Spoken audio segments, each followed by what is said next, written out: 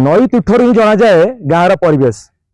आगे आमे कहूँ टांगी चौदार ब्लॉक अंतर्गत इंद्राणीपाटना पंचायत चोसापड़ा ग्राम जो ग्रामटी नदीकूल अंचल ग्रामटी अवस्थापित विशेषकर लोक मैंने नदी पर निर्भर करती किंतु सरकार वर्तमान समय जो स्वच्छ शासन चलती बीजेपी सरकार ओडिशा 2 वर्ष शासन कलानी किंतु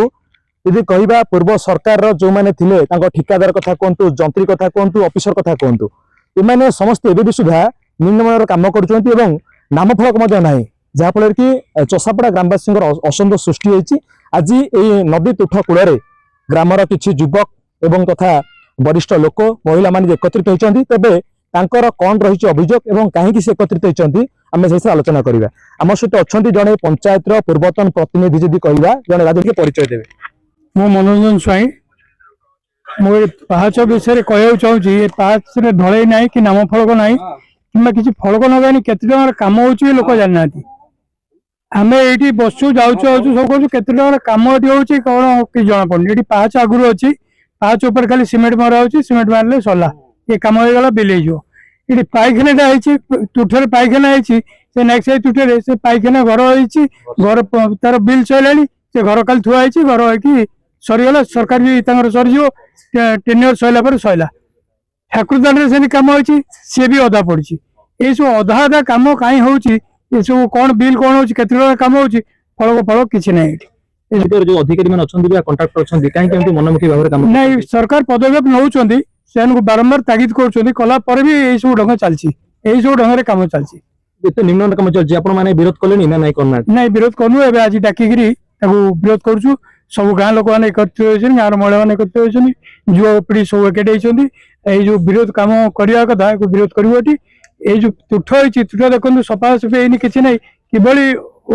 असना बस पड़ी तार सिमेंट देकर पाँच कम कर जहाँ शुणुले जे गोटे नदी तुठ नुह अनेक दुर्नीति रही पंचायत अनेक युवक मैंने अच्छा प्रतिक्रिया नवा आज्ञा परिचय देवे शुभरंजन प्रधान गाँव युवक गाँव सब चलती कम कौन अभियोग आज्ञा आम तो आगुरी जो सरपंच थे आगुरी थे सी तो कर बर्तमान सरपंच लोक हटे 5 वर्ष टाइम दे आउ जड़े सरपंच को करने तो आउ कम तो आम कहूनु यही कम आम तुठ कम जोटा कि वर्ष सारा पानी पाच उपर हुए खरा दिन देखो पानी कम छाड़ी आउ वर्षा दिन आसिले पानी फुल पाच एटार हूँ खाली बिना ढलई ये प्लास्टर हो ये केते दिन रही से भगवान को जना पत्थर जो पत्थर सोलिंग आम गाँव मंदिर सब कमिटर सब लोक मैंने मिसिक कर ये किंतु खाली प्लास्टर करके ना नवा बस यही कथा सरपंच को जो पचारि सरपंच मत बहुत प्रकार कथा बुलेले एक कथा कहले से कथा कहले से कथा कहले गाँव कौन काम होनी सरपंच गाँव कौन कौन काम होती आमको कहे कि कहले ब्लॉक बुझी पचारि बुझिकी आप कहे मुझे आम आज्ञा भोट आपको देचु चोसापड़ा स्कूल आम जीव ब्लॉक में पचार कौन कम होनी देखो गोटा आउ गोटा सेपट तुठे स्त्री लोक पाइखाना टांकी कर वर्षे है तार पा दौना जो स्त्री लोक मैंने आसिक पचारती पानी आमको दियोनी आम केमी डकईले से कहते तुम बाल्टी पा नहीं तुम लेडीज मान कहते बाल्टी पा नहीं तुम पा सारी लाट्रिन यही हूँ सरपंच लोक कहते सरपंच लोक कहते सरपंच कही सरपंच लोक कहते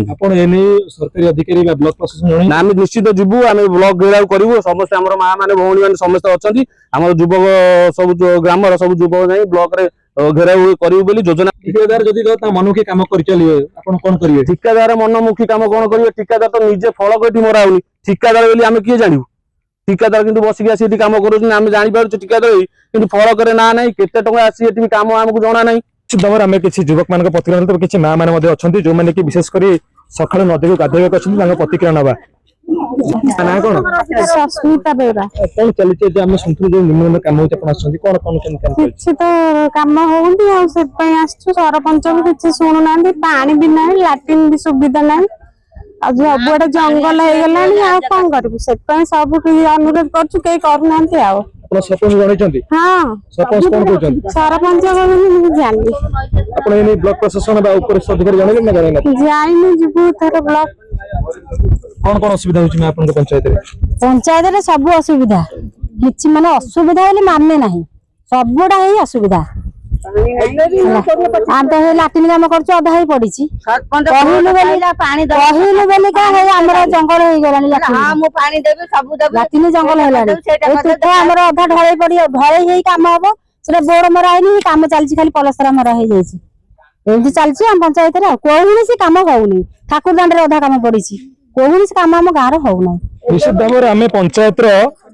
ମା ମାନଙ୍କ ମଧ୍ୟ ପ୍ରତିକ୍ରିୟା ଆଣୁଥିଲେ। ସମସ୍ତଙ୍କ ମନ ଭିତରେ ଅସନ୍ତୋଷ ସୃଷ୍ଟି ହେଇଛି, ବିଶେଷ କରି ଗାଁର